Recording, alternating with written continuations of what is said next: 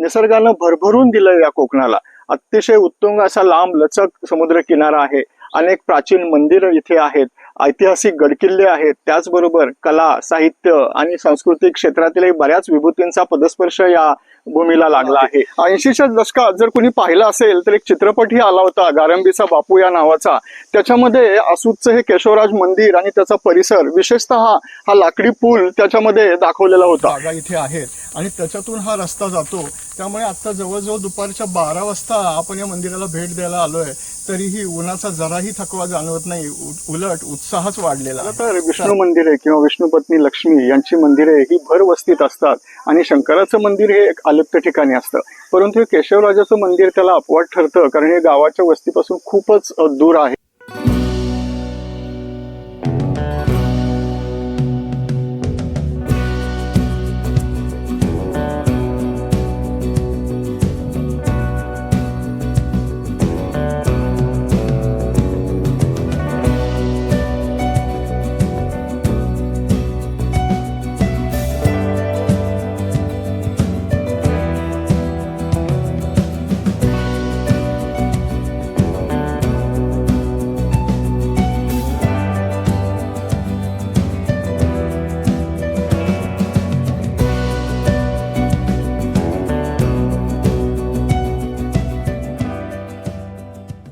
जय शिवराय मंडळी. डॉक्टर प्रसाद ट्रॅव्हलिंग या युट्यूब चॅनलमध्ये तुम्हा सर्वांचं पुन्हा एकदा स्वागत.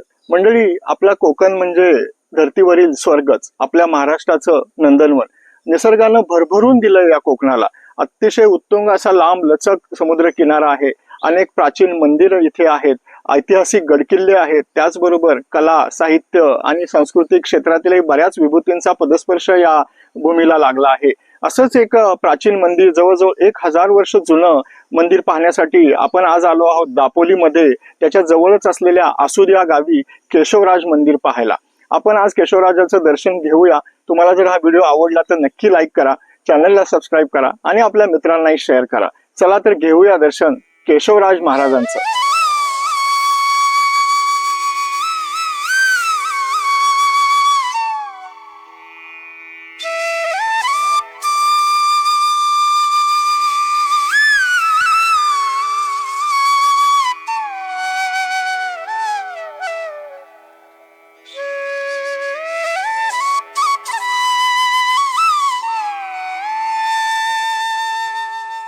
केशवराज मंदिराकडे जाताना आपली नजर जाते पारंपरिक कोकणी घरांकडे.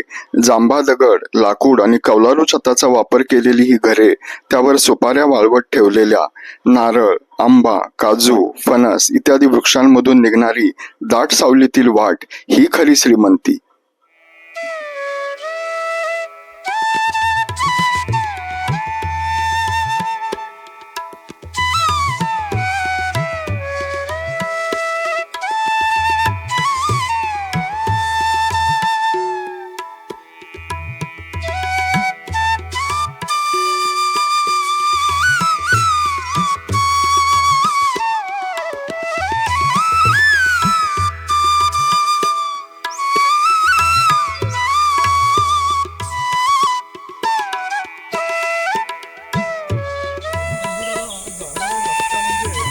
स्वर्गाचीच वाट म्हटलं तरी वावगं ठरणार नाही, कारण अतिशय घनदाट झाडं आहेत. आंबा, फणस, नारळ, सुपारी याच्या घनदाट बागा इथे आहेत आणि त्याच्यातून हा रस्ता जातो. त्यामुळे आता जवळजवळ दुपारच्या 12 वाजता आपण या मंदिराला भेट द्यायला आलोय, तरीही उन्हाचा जराही थकवा जाणवत नाही, उलट उत्साहच वाढलेला आहे. चला.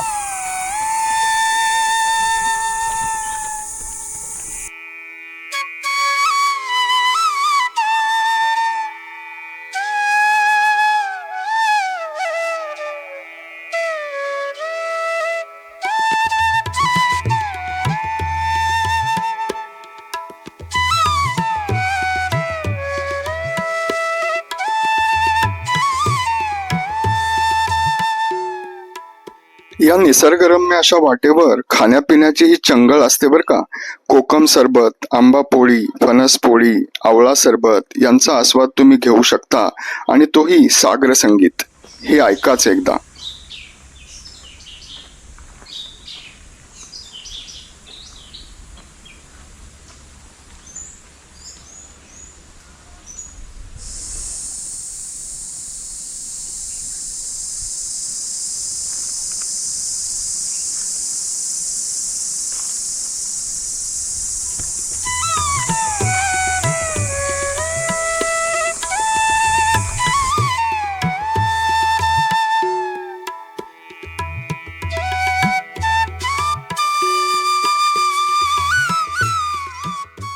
मंदिराकडे जाताना एक छोटासा सिमेंटचा पूल दिसतो जो आपल्याला केशवराज मंदिराकडे घेऊन जातो.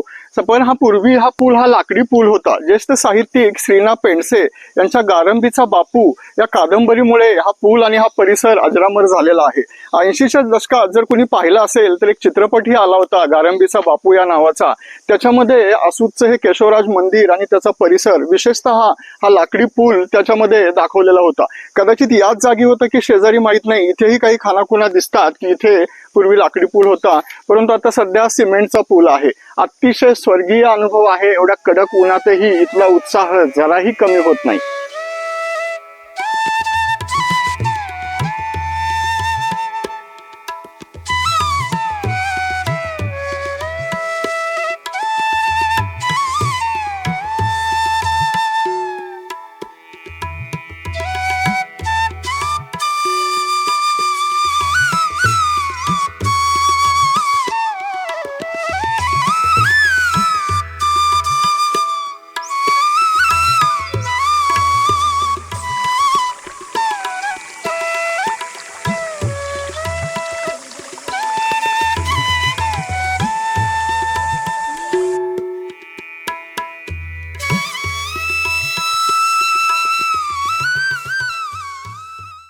नदीपात्रामध्ये उतरून तुम्ही अगदी नैसर्गिक असा फिश पेडिक्युअरचा आनंद घेऊ शकता, तोही अगदी मोफत.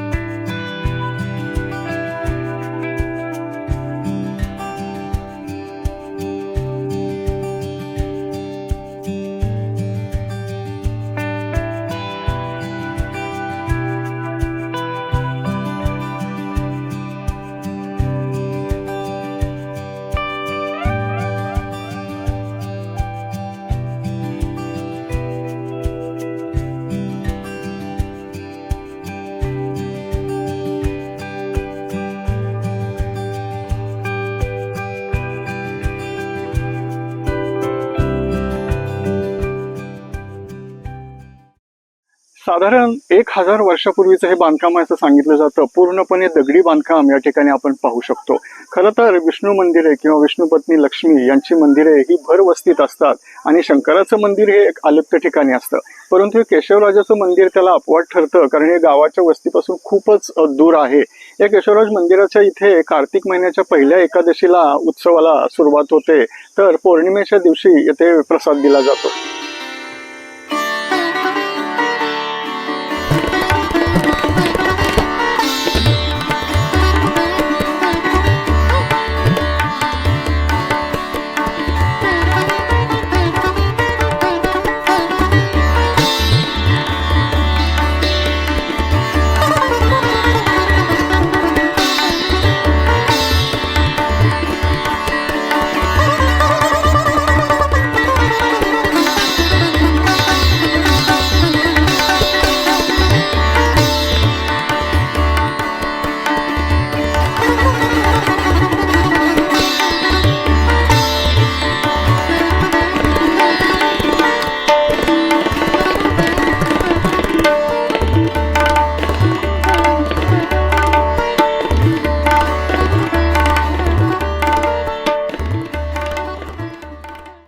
गोमुखाच्या वरच्या डोंगरावर नैसर्गिक झरा असून तेथून दगडी पन्हाळी मार्फत देवळापर्यंत पाणी आणले आहे.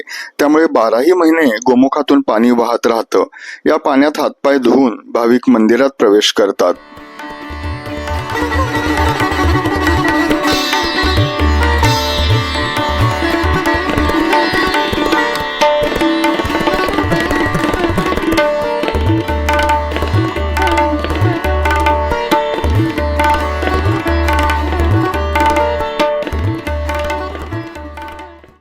गर्भगृहात मंदिरात असलेली केशवराजाची मूर्ती ही 3.5 फूट उंचीची काळ्या पाषाणातील आहे.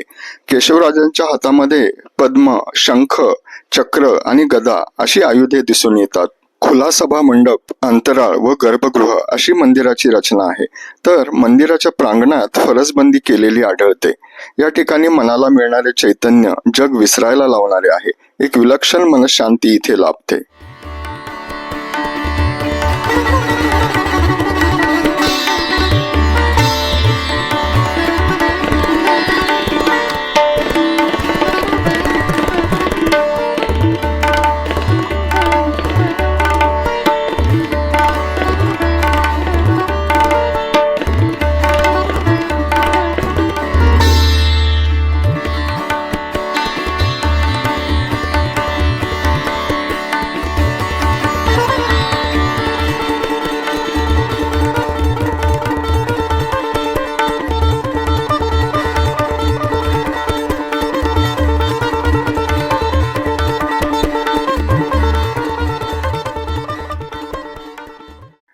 केशवराज मंदिराच्या उजवीकडे गणेश मंदिर आहे. या ठिकाणी कार्तिक महिन्याच्या पहिल्या एकादशीपासून उत्सव सुरू होतो. त्यानंतर तो सुमारे 5 दिवस चालू असतो. पौर्णिमेच्या दिवशी प्रसाद असतो. देवधर, ढमढेरे, गांगल, दातार यांचे केशवराज हे कुलदैवत आहे असे सांगितले जाते.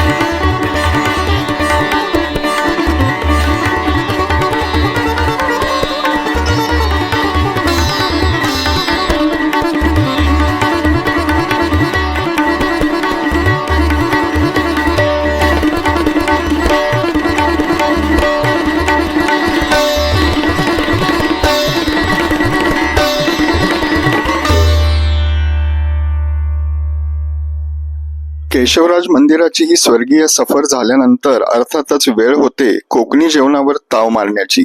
आमटी भात, आंबोळी, फणसाची भाजी, थालीपीठ असं मस्त जेवण मिळालं. मुख्य म्हणजे सगळं गरम, ताजं आणि आपुलकीनं वाढलेलं. आणि हो, शेवटी मोदक विसरायचे नाहीत बरं का. दापोलीच्या निसर्गरम्य भागात उभे असलेले केशवराज मंदिर हे एक प्राचीन आणि पवित्र स्थळ आहे. परिसरातील हिरवे जंगल, पक्ष्यांचा किलबिलाट मन प्रसन्न करणारे आहे. मंदिरात जाणे म्हणजे निसर्ग आणि अध्यात्म यांचा सुंदर संगम अनुभवण्यासारखे आहे. हा व्हिडिओ कसा वाटला ते कमेंट सेक्शन मध्ये अवश्य सांगा. भेटत राहू इतिहासाच्या वाटेवर. जय शिवराय.